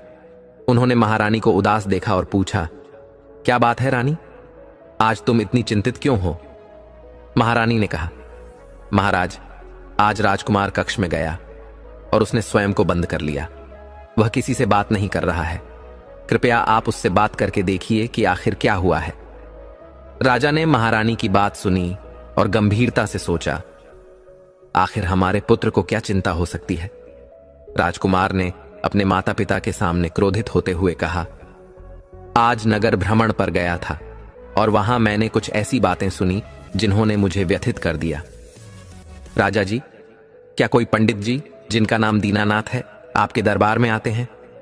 राजा ने पुत्र को शांत करते हुए कहा, हां पुत्र, पंडित दीनानाथ नियमित रूप से हमारे दरबार में आते हैं, लेकिन तुम्हें उनसे क्या आपत्ति है और तुम इतने क्रोधित क्यों हो? राजकुमार ने गंभीर स्वर में कहा, पिताश्री, जब पंडित जी कहते हैं कि पुण्य की जड़ पाताल में है, तब आप उन्हें अशर्फियों की थैली दे देते हैं। लेकिन आज मैंने लोगों को यह कहते सुना कि आप पंडित जी की बातों में आकर मूर्ख बन रहे हैं। राज्य के लोग आप पर प्रश्न चिन्ह लगा रहे हैं। वे कह रहे हैं कि आपने कभी यह नहीं पूछा कि पुण्य की जड़ पाताल में का अर्थ क्या है, और हर दिन यूं ही पंडित जी को थैलियां सौंपते रहते हैं। राजा ने गहरी सांस लेते हुए कहा, पुत्र, यह बात सही है कि मैंने कभी यह नहीं पूछा, लेकिन जब भी पंडित जी यह वाक्य कहते हैं, हमारे भीतर एक अजीब शांति का अनुभव होता है। ऐसा लगता है मानो हमारी आत्मा हमें कहती हो कि पंडित जी को अशर्फियां दी जाए। यह एक ऐसा भाव है जिसे मैं शब्दों में व्यक्त नहीं कर सकता। राजकुमार ने आग्रह किया, पिताश्री, अब आपको यह प्रश्न करना ही होगा। हमें भी जानना है कि पुण्य की जड़ पाताल में का अर्थ क्या है। यह पूरे राज्य को पता होना चाहिए ताकि लोग आपको गलत न समझें। राजा ने गंभीरता से विचार कर कहा, ठीक है पुत्र, कल पंडित जी से इस प्रश्न का उत्तर पूछेंगे। अब तुम जाओ और विश्राम करो। राजा और रानी अपने कक्ष की ओर चले गए और अगले दिन की प्रतीक्षा करने लगे। अगले दिन पंडित दीनानाथ नियमित समय पर राजा के दरबार में पहुंचे। उन्होंने हमेशा की तरह दरबार में सिर झुकाकर कहा, राजा जी, पुण्य की जड़ पाताल में है। राजा ने अपने मंत्री से कहा, पंडित जी को अशर्फियों की थैली दी जाए। लेकिन जैसे ही मंत्री थैली देने आगे बढ़ा, राजा ने पंडित जी को रोकते हुए कहा, पंडित जी, आज हम जानना चाहते हैं कि पुण्य की जड़ पाताल में का अर्थ क्या है। यह कौन सी वस्तु है? पंडित जी कुछ क्षण मौन रहे, फिर हाथ जोड़कर बोले, महाराज, कृपया हमें आज का समय दें। कल मैं इस प्रश्न का उत्तर अवश्य दूंगा। राजा ने सहमति में सिर हिलाते हुए कहा, ठीक है पंडित जी, कल हमें इस प्रश्न का उत्तर दीजिए। फिलहाल आप अपने घर जाइए। पंडित जी ने अशर्फियों की थैली तो ले ली, लेकिन उनके हृदय में भारी उदासी थी। महल से बाहर निकलते हुए उन्होंने सोचा, अब यह सत्य हो गया है। मुझे श्यामा से कहना होगा कि आज के बाद वह मेरा चेहरा नहीं देख पाएगी, क्योंकि अब राजा हमें फांसी पर चढ़ा देगा। पंडित जी उदास मन से नगर की सड़कों पर चलने लगे। तभी तांगे वाला उन्हें देखकर रुक गया और बोला, पंडित जी आइए, मैं आपको आपके गांव छोड़ देता हूं। पंडित जी चुपचाप तांगे में बैठ गए। तांगे वाला उनका उतरा हुआ चेहरा देखकर चिंता में पड़ गया। उसने पूछा, पंडित जी, आज आप इतने उदास क्यों हैं? आप तो हमेशा हंसते मुस्कुराते रहते थे। पंडित जी ने हल्के स्वर में कहा, कुछ नहीं भाई, बस मन उदास है और तबीयत भी ठीक नहीं लग रही। तांगे वाला समझ गया कि पंडित जी के मन में कोई गहरी परेशानी है। उसने बिना कुछ और पूछे पंडित जी को उनके गांव तक पहुंचा दिया। पंडित जी ने तांगे वाले को पैसे दिए और वह विदा हो गया। घर में प्रवेश करते ही पंडित जी ने अपनी झोली एक कोने में फेंक दी। श्यामा ने यह देखा और चिंतित होकर पूछी, क्या हुआ पंडित जी, आप झोली ऐसे क्यों फेंक रहे हैं? पंडित जी ने थकी हुई आवाज में उत्तर दिया, ये लो तुम्हारी अशर्फियां, पर याद रखना ये आखिरी है। कल राजा हमें फांसी दे देगा। यह सुनकर श्यामा हैरान रह गई। ऐसा क्या हुआ? राजा ने कुछ कहा क्या? पंडित जी ने गहरी सांस लेते हुए कहा, पहले मुझे पानी पिला दो, फिर बताता हूं। उनकी बेटी दौड़ती हुई रसोई में गई और पानी का गिलास लेकर आई। उसने कहा, पिताजी लीजिए, पानी पीजिए। पंडित जी ने उदासी से बेटी की ओर देखा और बोले, लाओ बेटी, आखिरी बार हमें पानी पिला दो, कल पता नहीं हमारा क्या होगा। पंडित जी की यह बात सुनकर श्यामा पास में बैठ गई और बोली, अब पहेलियां मत बुझाओ पंडित जी, जल्दी बताओ आखिर क्या हुआ। पंडित जी ने गहरी चिंता में कहा, राजा ने आज दरबार में पूछा है कि पुण्य की जड़ पाताल का क्या अर्थ है। हमें इसका कोई अर्थ नहीं पता। अगर हम कल इसका जवाब नहीं दे पाए तो राजा हमें फांसी पर चढ़ा देगा। बताओ अब हम क्या करेंगे? यह सुनकर श्यामा ने मुस्कुराते हुए कहा, पंडित जी, बस इतनी सी बात के लिए आप परेशान हैं? आप चिंता ना करें, पहले आप स्नान करके आइए, मैं आपके लिए गर्मागर्म भोजन परोसती हूं, फिर आराम से बैठकर बताऊंगी कि राजा को कल क्या उत्तर देना है। पंडित जी ने हैरानी से अपनी पत्नी की ओर देखा और कहा, सचमुच तुम हमें इस कठिन प्रश्न का उत्तर बता दोगी? श्यामा ने आत्मविश्वास से उत्तर दिया, हां, पर पहले आप स्नान कर लीजिए और भोजन करिए। पंडित जी ने स्नान गृह में जाकर गर्म पानी से स्नान किया। श्यामा ने पहले से ही पानी गर्म कर रखा था। स्नान के बाद पंडित जी ने पूजा पाठ किया और तब तक श्यामा ने भोजन तैयार कर लिया। परिवार के सभी सदस्य एक साथ बैठकर भोजन करने लगे। श्यामा ने प्रेम से गर्म रोटियां और स्वादिष्ट भोजन परोसा। पंडित जी और बच्चों ने तृप्ति के साथ भोजन किया। भोजन के बाद पंडित जी अपने कक्ष में जाकर खटिया पर लेट गए और शीघ्र ही गहरी नींद में सो गए। जब श्यामा कमरे में आई तो पंडित जी के खर्राटे सुनकर मुस्कुराई और मन ही मन कहा, लगता है पंडित जी की चिंता समाप्त हो गई है। श्यामा ने स्वयं से कहा, कल सुबह हम पंडित जी को बताएंगे कि राजा को क्या कहना है और क्या दिखाना है। मां दुर्गा की कृपा से सब अच्छा ही होगा। सुबह होते ही पंडित जी जागे, लेकिन उनके मन में चिंता गहराई हुई थी। श्यामा इस कठिन प्रश्न का समाधान कैसे करेगी? यही सोचते हुए उन्होंने अनमने भाव से स्नान किया और पूजा संपन्न की। जैसे ही उन्होंने धोती कुर्ता पहना, श्यामा ने उनके लिए नाश्ता लाकर सामने रखा। लीजिए पंडित जी, आज आपके मनपसंद का नाश्ता बनाया है, श्यामा ने मुस्कुराते हुए कहा। पंडित जी उदास स्वर में बोले, मुझे नाश्ता करने का मन नहीं है। अब बताओ पुण्य की जड़ पाताल का क्या अर्थ है और हम राजा को क्या बताई? श्यामा ने मुस्कुराते हुए कहा, पहले आप नाश्ता कर लीजिए, फिर मैं बताऊंगी। पंडित जी ने थाली में रखा मीठा चीला उठाया और खाते हुए बोले, श्यामा, हमें और परेशान मत करो, हम पहले ही बहुत चिंतित हैं। श्यामा धैर्य से बोली, पंडित जी, आपको बस राजा को सुंदर तालाब तक ले जाना है और वहां पहुंचकर आंखें बंद करके कहना है, पुण्य की जड़ पाताल में है। फिर जो होगा आप और राजा दोनों देखेंगे। पंडित जी ने गहरी सांस लेते हुए कहा, समझ लो, हम सूली पर चढ़ने जा रहे हैं। अगर तुम्हारी बात गलत निकली तो हमें फांसी दे दी जाएगी, लेकिन अगर यह सच हुआ तो हम अमीर हो जाएंगे और हमारा कोई बाल भी बांका नहीं कर सकेगा। श्यामा ने आत्मविश्वास के साथ कहा, मां दुर्गा पर विश्वास रखिए, मां कभी अपने भक्तों पर से कृपा का हाथ नहीं हटाती। पंडित जी ने अपना झोला उठाया और बोले, चलो, मां का नाम लेकर हम चलते हैं, अब सब कुछ उनके हाथ में है। पंडित जी के जाने के बाद श्यामा अपने घर के मंदिर में गई। मां दुर्गा की मूर्ति के सामने हाथ जोड़ते हुए वह प्रार्थना करने लगी, हे मां रानी, सब कुछ आपकी कृपा पर है। आपने ही स्वप्न में हमें मार्ग दिखाया, वही हमने पंडित जी को बताया है। अब हमारे पंडित जी की रक्षा करना। पंडित जी राज दरबार पहुंचे। आज दरबार में उपस्थित सभी लोग पंडित जी को देखकर मुस्कुरा रहे थे। पंडित जी समझ गए कि लोग उनकी ओर व्यंग्य कर रहे हैं। उन्होंने सोचा, ये सब इसलिए हंस रहे हैं क्योंकि उन्हें पता है कि आज राजा हमसे पुण्य की जड़ पाताल का अर्थ पूछने वाला है। अगर हम नहीं बता पाए तो हमें कड़ी सजा मिलेगी।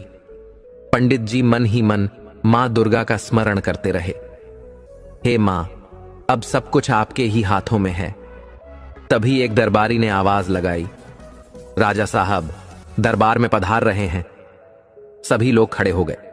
राजा ने प्रवेश किया और सिंहासन पर विराजमान हो गए। पंडित जी ने दोनों हाथ जोड़कर राजा को प्रणाम किया। राजा ने मुस्कुराते हुए पंडित जी से कहा, आज हम आपके पुण्य की जड़ पाताल का अर्थ जानना चाहते हैं। कृपया हमें और हमारे दरबारियों को इसका रहस्य बताइए। पंडित जी ने राजा से निवेदन किया, राजा साहब, पुण्य की जड़ पाताल बताने की नहीं, अनुभव करने की चीज है। कृपया आप और दरबार के लोग हमारे साथ सुंदर तालाब चलिए। राजा ने सबको शांत किया और बोले, हम पंडित जी के साथ सुंदर तालाब जाएंगे। जो भी चलना चाहता है वह साथ आ सकता है। राजा का रथ तैयार हो गया। पंडित जी को रथ में बैठाकर राजा ने काफिले के साथ सुंदर तालाब की ओर प्रस्थान किया। थोड़ी देर बाद काफिला तालाब के पास पहुंच गया। तालाब के पास का वातावरण अत्यंत मनोहर था। चारों ओर खिले फूल, फलों से लदे वृक्ष और शीतल हवा। तालाब में कमल के फूल खिले थे और रंग बिरंगी चिड़ियां चहचहा रही थीं। मंत्री ने तालाब का सौंदर्य देखते हुए कहा, यह स्थान अत्यंत सुंदर है। यहां आकर मन यहीं ठहर जाने का करता है। लगता है जैसे यह कोई दिव्य स्थल है जहां कोई परम शक्ति विराजमान है। पंडित जी ने राजा से कहा, राजा साहब, आइए तालाब के किनारे चलते हैं। राजा और उनके दरबारी तालाब के पास पहुंच गए। पंडित जी ने तालाब के किनारे खड़े होकर आंखें बंद की और ऊंची आवाज में बोले, पुण्य की जड़ पाताल में है। उनके यह कहते ही तालाब का पानी सूख गया और उसके भीतर से एक सुनहरी सीढ़ी प्रकट हुई। पंडित जी ने राजा की ओर देखा और कहा, राजा साहब, आइए इस सीढ़ी से नीचे उतरते हैं। राजा ने अपने मंत्रियों की ओर देखा और कहा, हम भी इस सीढ़ी से उतरते हैं। आइए देखें पुण्य की जड़ का रहस्य क्या है। पंडित जी के मन में भय था, लेकिन उन्होंने मां दुर्गा का स्मरण किया। हे मां, अब सब आपके हाथों में है। राजा और दरबारी पंडित जी के साथ सीढ़ी से नीचे उतरने लगे। दरबारी मंत्री की डांट सुनकर शांत हो गए और पंडित जी के पीछे पीछे चलने लगे। जैसे ही वे सोने की सीढ़ियों के अंत में पहुंचे, उनकी आंखें विस्मय से चौंधिया गईं। उनके सामने एक अद्भुत नगर प्रकट हुआ जो सोने, हीरे और मोतियों से सजा हुआ था। पूरा नगर इतना भव्य और सुंदर था कि सभी दंग रह गए। राजा मंत्रमुग्ध होकर नगर को निहारते हुए पंडित जी से बोले, पंडित जी, यही है पुण्य की जड़ पाताल? क्या ऐसा नगर वास्तव में पाताल में हो सकता है? पंडित जी ने सिर हिलाते हुए कहा, हां महाराज, यही पुण्य की जड़ पाताल है। राजा विस्मय से बोले, यह नगर तो हमारे राज्य से भी सुंदर है। पंडित जी, ये किस महान राजा का नगर है? पंडित जी ने एक स्थानीय व्यक्ति को पास बुलाया और विनम्रता से पूछा, भैया, यह नगर किसका है? वह व्यक्ति पंडित जी की ओर देखकर बोला, अरे ब्राह्मण देवता, यह नगर उस महान राजा का है जो पृथ्वी लोक पर अनगिनत पुण्य कर्म कर रहा है। जब वह राजा इस जीवन से विदा होगा तब वह यहां पाताल लोक में शासन करेगा। राजा ने चकित होकर कहा, कौन है वह भाग्यशाली राजा जिसने पृथ्वी पर इतने पुण्य अर्जित किए हैं कि उसकी जड़ें पाताल तक फैल गईं? वह व्यक्ति राजा की ओर देखकर मुस्कुराया और बोला, क्या आप नहीं जानते? वह महान राजा और कोई नहीं बल्कि स्वयं प्रताप नारायण हैं। यही नगर उनके लिए बनाया जा रहा है और जब वह स्वर्गलोक से यहां पधारेंगे तब इस नगर में राज करेंगे। उनके लिए स्वर्ग के सेवक भी यहां बुलाए जा रहे हैं। राजा ने यह सुनते ही पंडित जी की ओर देखा। पंडित जी ने विनम्रता से मुस्कुराते हुए कहा, राजा साहब, अब आपने पुण्य की जड़ पाताल का अर्थ जान लिया है। चलिए अब हम अपने राज्य लौटते हैं। राजा ने पंडित जी के प्रति गहरी श्रद्धा व्यक्त करते हुए कहा, पंडित जी, आज हमने वास्तव में जान लिया कि सच्चा पुण्य क्या होता है। यह केवल भक्ति, सेवा और सत्य के मार्ग पर चलने का परिणाम है। पंडित जी ने तालाब के निकट खड़े होकर मन ही मन मां दुर्गा का आभार व्यक्त किया। हे मां रानी, आपकी कृपा से सब संभव हुआ। आपने जो स्वप्न में बताया था वह सत्य निकला। हम आपके आभारी हैं। राजा, पंडित जी और दरबारियों ने उसी सोने की सीढ़ी से ऊपर चढ़कर तालाब के बाहर आने का प्रयास किया। जैसे ही वे सब ऊपर पहुंचे, तालाब का पानी फिर से भर गया और कमल के फूल खिलकर मुस्कुराने लगे। राजा ने अपने रथ में पंडित जी को बैठाया और काफिला नगर की ओर बढ़ चला। रास्ते में राजा ने मंत्री को आदेश दिया, पंडित जी के लिए एक रथ और सिपाही नियुक्त किया जाए। अब से हर दिन यह रथ पंडित जी को उनके घर से लेने आएगा और राजमहल छोड़कर जाएगा। मंत्री ने तुरंत राजा के आदेश का पालन किया और पंडित जी को सम्मान पूर्वक उनके घर तक छोड़ने का प्रबंध किया। जब पंडित जी रथ में बैठकर अपने गांव पहुंचे तो गांव के लोग आश्चर्य से उनकी ओर देखने लगे। जो लोग कभी पंडित जी की परवाह नहीं करते थे, वे आज उन्हें रथ में बैठे राजसी अंदाज में देखकर हर्षित हो गए। सभी ने पंडित जी के सम्मान में हाथ जोड़कर प्रणाम किया, लेकिन पंडित जी को इस सम्मान का कोई घमंड नहीं था। वे नम्रता से सबको आशीर्वाद देते हुए अपने घर की ओर बढ़े। जब रथ पंडित जी के घर के पास पहुंचा तो श्यामा दरवाजे पर बैठी उनकी प्रतीक्षा कर रही थी। पंडित जी को रथ से उतरते देख श्यामा के होठों पर प्रसन्नता की मुस्कान फैल गई। वह समझ गई कि मां दुर्गा ने अपना चमत्कार दिखा दिया है और उनके पंडित जी सुरक्षित लौट आए हैं। रथ वाले ने पंडित जी को प्रणाम किया और कहा, पंडित जी, हम कल सुबह फिर आएंगे। आप तैयार रहिएगा, हम आपको राजमहल ले चलेंगे। पंडित जी ने रथ वाले को आशीर्वाद दिया और वह रथ मोड़कर राजमहल की ओर लौट गया। पंडित जी घर लौटे और श्यामा को देखते हुए मुस्कुराकर बोले, श्यामा, जल्दी से हमारे लिए गर्म पानी तैयार कर दो। आज हमारा मन है कि गर्म पानी से स्नान करें और फिर मां दुर्गा की पूजा करें। श्यामा ने तुरंत पानी गर्म किया और पंडित जी स्नान कर मां दुर्गा की मूर्ति के सामने बैठ गए। उन्होंने हाथ जोड़कर प्रार्थना की, हे मां रानी, आपने आज हमारी लाज रखी। आपका कोटि कोटि धन्यवाद। सब कुछ आपकी कृपा से ही संभव हुआ है। दूसरे दिन पंडित जी फिर राजमहल पहुंचे और वहां पुण्य की जड़ पाताल का जिक्र किया। राजा ने उन्हें सोने और चांदी की थैलियों से सम्मानित किया। अब कई महीने बीत चुके थे और पंडित जी का जीवन पूरी तरह बदल गया था। वे अब इस नगर के प्रसिद्ध धनाढ्य व्यक्तियों में गिने जाने लगे थे। उनकी समृद्धि के बावजूद पंडित जी के हृदय में विनम्रता और प्रेम बना रहा। वह सभी से प्रेम पूर्वक मिलते और हर किसी की सहायता करने के लिए तत्पर रहते। एक दिन पंडित जी राज दरबार में पहुंचे। राजा प्रताप नारायण ने पंडित जी से कहा, पंडित जी, हम आज वन भ्रमण और शिकार के लिए जा रहे हैं। बताइए, क्या हमें सफलता मिलेगी? पंडित जी मुस्कुराए और बोले, राजा साहब, सफलता अवश्य मिलेगी, लेकिन हम आपसे हाथ जोड़कर एक विनती करना चाहते हैं। राजा ने प्रेम पूर्वक कहा, कहिए पंडित जी, आपकी बात को हम अवश्य सुनेंगे। पंडित जी ने दरबारियों और मंत्रियों की ओर देखा, फिर राजा से बोले, महाराज, हम आपसे अनुरोध करते हैं कि शिकार पर अवश्य जाए, लेकिन कृपया किसी मासूम जीव की हत्या न करें। ये बेजुबान जानवर भी हमारी तरह प्राणधारी हैं। जैसा हमें जीवन का अधिकार है वैसा ही उन्हें भी है। राजा साहब, पंडित जी ने आगे कहा, जैसे आपने अपने राज्य में मृत्यु दंड पर पाबंदी लगाई है, वैसे ही इन निर्दोष जीवों को भी शिकार के नाम पर मृत्यु देना उचित नहीं है। ये जानवर किसी अपराध के दोषी नहीं है। दया और करुणा ही राजा का सबसे बड़ा धर्म होता है। आप तो अपनी प्रजा के अन्नदाता हैं, फिर इन बेजुबान प्राणियों पर क्रूरता क्यों? पंडित जी की बात सुनकर दरबार में सन्नाटा छा गया। राजा ने गहरी सोच में कुछ क्षण बिताए, फिर सिंहासन से उठकर पंडित जी के पास आए और उन्हें गले लगाते हुए बोले, पंडित जी, आपने आज हमें एक अनमोल शिक्षा दी है। आप सही कहते हैं। राजा का धर्म केवल न्याय करना नहीं है, बल्कि करुणा और प्रेम का विस्तार भी है। आज से हम अपनी माता की सौगंध खाकर वचन देते हैं कि हमारे राज्य में अब किसी भी जीव का शिकार नहीं होगा। हमारी संतानें भी इस व्रत का पालन करेंगी। राजा ने मंत्री की ओर देखा और आदेश दिया, मंत्री जी, आज से पंडित जी हमारे राजपुरोहित होंगे। राज्य की हर पूजा अर्चना में पंडित जी सम्मिलित होंगे और उन्हें राजकोष से विशेष मानदेय दिया जाएगा। पंडित जी ने राजा के आदेश पर श्रद्धापूर्वक सिर झुकाया और मां दुर्गा का स्मरण कर मन ही मन आभार व्यक्त किया। पंडित जी को अब राजा की ओर से एक रथ और एक सिपाही भी सौंपा गया, जो उन्हें प्रतिदिन उनके घर से राजमहल तक और वापस छोड़ने के लिए तैयार रहता था।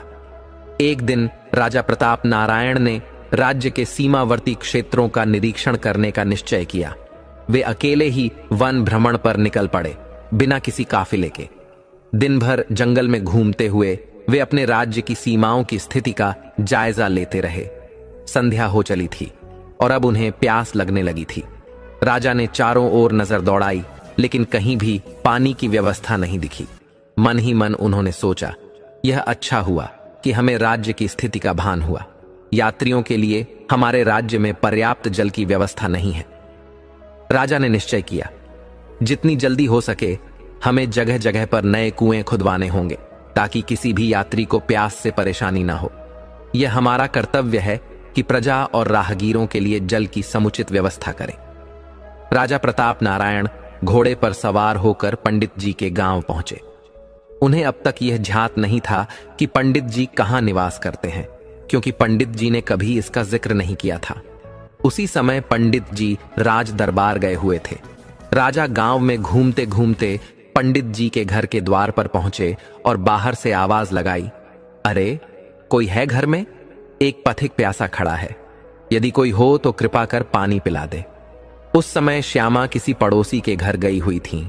घर में केवल पंडित जी के पुत्र और पुत्री शीतला मौजूद थे। शीतला ने राजा की आवाज सुनी और अपने छोटे भाई से कहा, तुम अंदर ही रहो, मैं जाकर देखती हूं कौन आया है। राजा और शीतला का प्रथम परिचय। शीतला ने जल्दी से एक लोटा पानी और एक कटोरी में लड्डू भरकर बाहर लाई। ये लड्डू उसकी मां ने प्रसाद के लिए बनाए थे।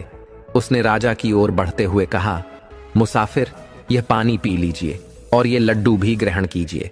हमारे माता पिता घर पर नहीं हैं, नहीं तो आपको अंदर बैठने के लिए बुला लेते।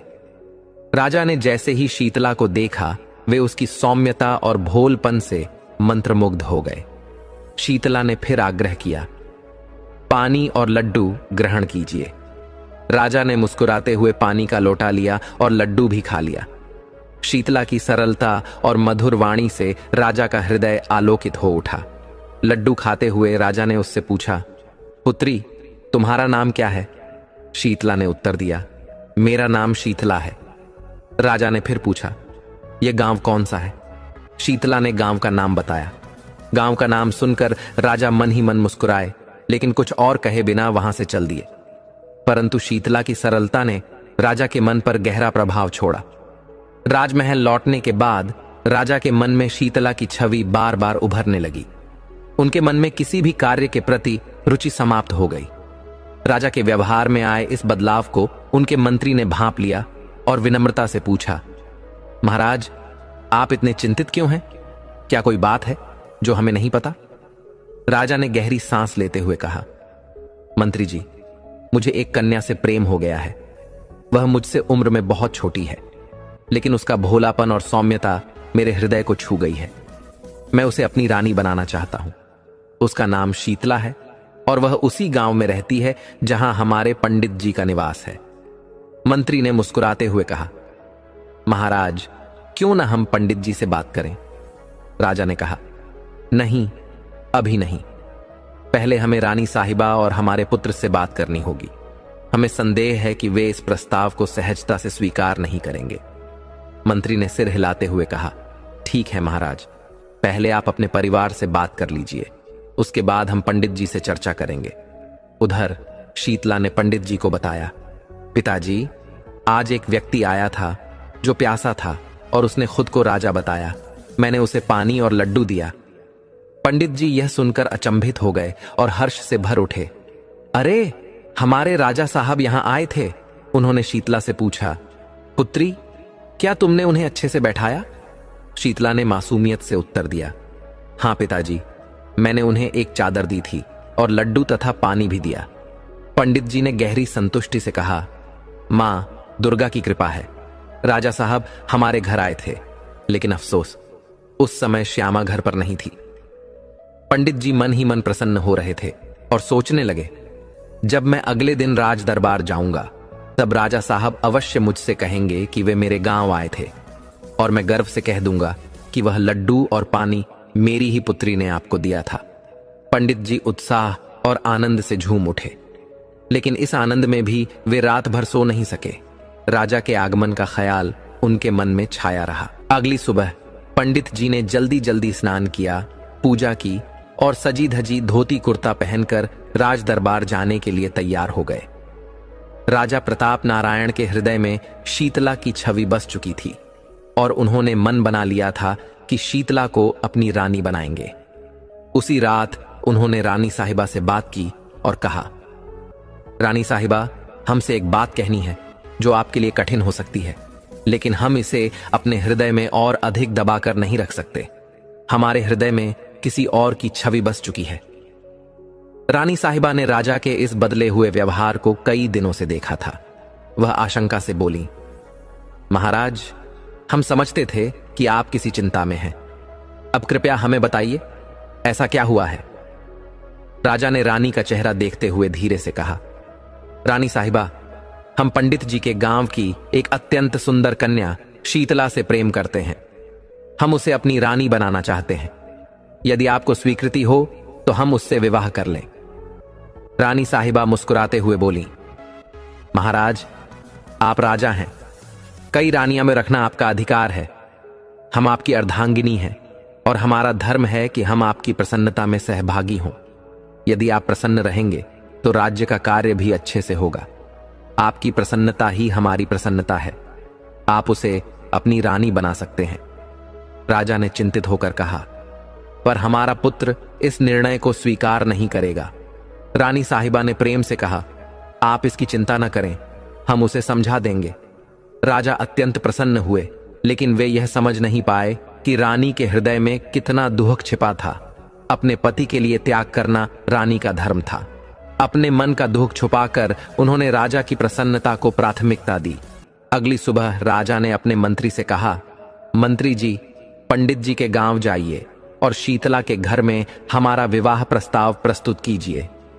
मंत्री जी तुरंत पंडित जी के गांव के लिए प्रस्थान कर गए।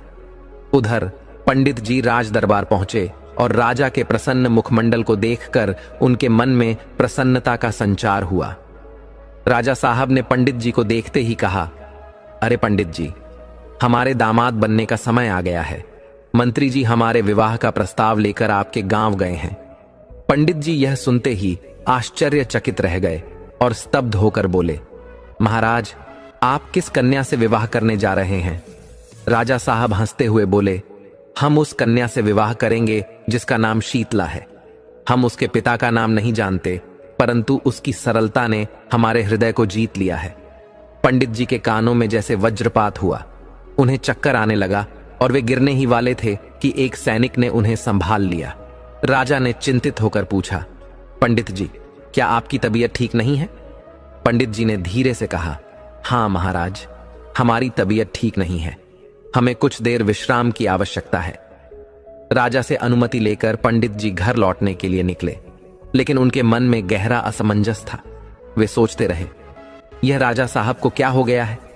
क्या वे सचमुच मेरी फूल जैसी मासूम पुत्री से विवाह करना चाहते हैं? वह उनकी बेटी की उम्र की है। यह तो मेरे लिए बहुत बड़ा संकट है। पंडित जी आंगन में बेचैनी से टहलते हुए अपनी व्यथा प्रकट कर रहे थे। उनके शब्दों में गुस्सा और असहायता झलक रही थी। उन्होंने पंडिताइन से कहा, पैसे की तंगी तो माता रानी की कृपा से दूर हो गई, लेकिन अब हमारी जान पर बन आई है। राजा साहब हमारी बेटी शीतला से विवाह करना चाहते हैं।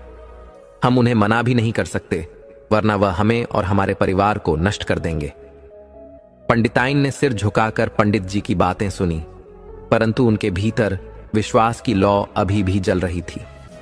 वह धीरे धीरे बोली, पंडित जी, माता रानी ने जब हमारे कठिन समय में सहायता की, तो अब भी वह हमें इस संकट से निकालेंगी।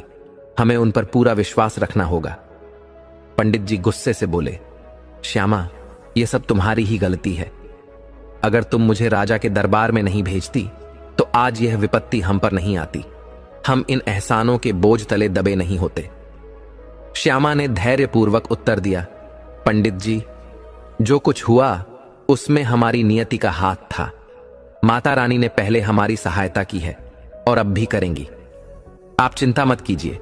माता रानी हमारी बेटी को बचाने का कोई न कोई मार्ग अवश्य दिखाएंगी। पंडित जी व्यथित मन से श्यामा की ओर देखते हुए बोले, अब तो हमें केवल माता रानी ही बचा सकती हैं। फिर वे खटिया से उठे, आंगन में जाकर पानी से स्नान किया और भीतर स्थित माता रानी के मंदिर में बैठ गए। उनकी पत्नी श्यामा और दोनों बच्चे भी उनके साथ माता रानी के सामने हाथ जोड़कर बैठ गए। पंडित जी ने माता रानी की मूर्ति के समक्ष विनम्रता से कहा, माता रानी, यह कौन सी विपत्ति हमें दे दी आपने? इस संकट से अब केवल आप ही हमें मुक्ति दिला सकती हैं। कोई ऐसा मार्ग दिखाओ कि राजा साहब हमारी बेटी से विवाह करने का विचार त्याग दें। पंडित जी की आवाज में करुणा और विनय थी। उन्होंने आगे कहा, यदि यही प्रस्ताव राजा अपनी बेटी के लिए लाते, तो हम अपनी जाति और मर्यादा भूलकर राजकुमार से अपनी बेटी का विवाह करने के लिए सहर्ष तैयार हो जाते। परंतु अब हम असहाय हैं। हे माता रानी, हमें राह दिखाओ। माता रानी के समक्ष की यह प्रार्थना अत्यंत भावपूर्ण थी। पूरा परिवार मूर्ति के सामने झुका हुआ था। उनके हृदय में भक्ति और आशा का दीप प्रज्वलित थे। उस रात किसी ने ठीक से भोजन नहीं किया। सभी अपने अपने कमरों में चले गए, लेकिन चिंता ने सभी को बेचैन कर रखा था। श्यामा सोने का प्रयास कर रही थी। तभी अचानक माता रानी ने उसे स्वप्न में दर्शन दिए। माता रानी ने मुस्कुराते हुए पूछा, क्या हुआ श्यामा, तुम्हारा परिवार इतना उदास क्यों है? श्यामा स्वप्न में ही चौंक कर उठ बैठी और माता रानी से कहा, माता रानी, आप तो सर्वज्ञानी हैं, फिर भी यह प्रश्न पूछ रही हैं। राजा हमारी नन्ही बेटी से विवाह करना चाहता है और हम असहाय हो गए हैं। बताइए हे मां, इस कठिन परिस्थिति में हम क्या करें? माता रानी श्यामा की व्याकुलता पर हंसते हुए बोली, अरे पगली श्यामा, परेशान क्यों होती हो? अपने पंडित जी से कहो कि राजा को एक बार फिर पुण्य की जड़ पाताल दिखाएं। यही तुम्हारी समस्या का समाधान है। श्यामा हैरानी से बोली, माता जी, यह क्या बात हुई? हम इतने बड़े संकट में हैं और आप हमें फिर से पुण्य की जड़ पाताल दिखाने की बात कह रही हैं? माता रानी ने अपनी मुस्कान के पीछे छिपे रहस्य को उजागर करते हुए कहा, श्यामा, यही एकमात्र उपाय है। राजा को पुण्य की जड़ पाताल का दर्शन कराओ और तुम्हारी समस्या का अंत हो जाएगा। चिंता मत करो, सब कुछ ठीक होगा। यह कहकर माता रानी अंतर्ध्यान हो गईं। सुबह होते ही श्यामा ने पंडित जी को जगाया और स्वप्न का पूरा वृतांत बताया। पंडित जी ने ध्यान से सुना और कहा, यदि माता रानी ने स्वयं यह मार्ग दिखाया है तो यही सही होगा। हम आज ही राजा के दरबार में जाकर उन्हें यह प्रस्ताव देंगे। श्यामा ने पंडित जी का उत्साह बढ़ाते हुए कहा, माता रानी ने हमारी हर विपत्ति में साथ दिया है। यह संकट भी उनके आशीर्वाद से टल जाएगा। पंडित जी ने स्नान कर पूजा की और माता रानी से आशीर्वाद लेकर महल की ओर प्रस्थान किया। राजा के दरबार में पहुंचते ही पंडित जी ने विनम्रता से कहा, महाराज, मैं एक विशेष प्रस्ताव लेकर आया हूं। कृपया एक बार फिर हमारे साथ पुण्य की जड़ पाताल का दर्शन करें। राजा ने थोड़ी हैरानी से पंडित जी की ओर देखा, परंतु उनकी बात को गंभीरता से लिया। राजा बोले, पंडित जी, हम आपके साथ चलने को तैयार हैं। राजा और उनके दरबारियों के साथ पंडित जी पुनः सुंदर तालाब के पास पहुंचे। तालाब के किनारे खड़े होकर पंडित जी ने प्रार्थना की और बुलंद स्वर में कहा, पुण्य की जड़ पाताल में है। जैसे ही यह वाक्य पूरा हुआ, तालाब का जल फिर से सूख गया और सोने की सीढ़ियां प्रकट हो गईं। राजा और उनके दरबारियों ने विस्मय से यह अद्भुत दृश्य देखा। पंडित जी ने राजा से कहा, महाराज, आइए पाताल के नगर का दर्शन करें। पाताल में प्रवेश करते ही राजा को भव्य और दिव्य नगर का दृश्य दिखा। वहां के वातावरण में शांति और आनंद की अनुभूति थी। अचानक एक दिव्य पुरुष प्रकट हुए और राजा से बोले, महाराज, सच्चा पुण्य वही है जो मन को शुद्ध करे और दूसरों के हित में हो। किसी की इच्छा के विरुद्ध कोई कार्य करना अधर्म है। सच्चा राजा वही है जो प्रजा के हर जीव को सम्मान और सुरक्षा प्रदान करे। दिव्य पुरुष के वचनों ने राजा के हृदय को छू लिया। उन्होंने पंडित जी की ओर देखा और बोले, पंडित जी, आपने हमारी आंखें खोल दी। अब हम शीतला को अपनी बेटी के समान मानेंगे और उसका विवाह किसी योग्य युवक से करेंगे। आपका परिवार सदा सुरक्षित रहेगा। राजा के इस निर्णय से पंडित जी का मन हल्का हो गया। उन्होंने माता रानी का हृदय से धन्यवाद दिया। राजा ने पंडित जी से वादा किया कि उनकी बेटी के विवाह की सारी जिम्मेदारी राज्य उठाएगा। पंडित जी महल से लौटकर घर आए और श्यामा को यह शुभ समाचार सुनाया। पूरा परिवार खुशी से झूम उठा। सबने मिलकर माता रानी के चरणों में झुककर धन्यवाद किया। शीतला का विवाह धूमधाम से संपन्न हुआ और पंडित जी ने अपने जीवन को भक्ति और सेवा में लगा दिया। इस प्रकार माता रानी की कृपा से पंडित जी का परिवार संकट से मुक्त हुआ और सुख शांति से जीवन व्यतीत करने लगा। पंडित जी ने सीखा कि सच्ची भक्ति और विश्वास से हर समस्या का समाधान संभव है। माता रानी की कृपा से उनके जीवन में आनंद और संतोष का सदा वास बना रहा। जय माता दी।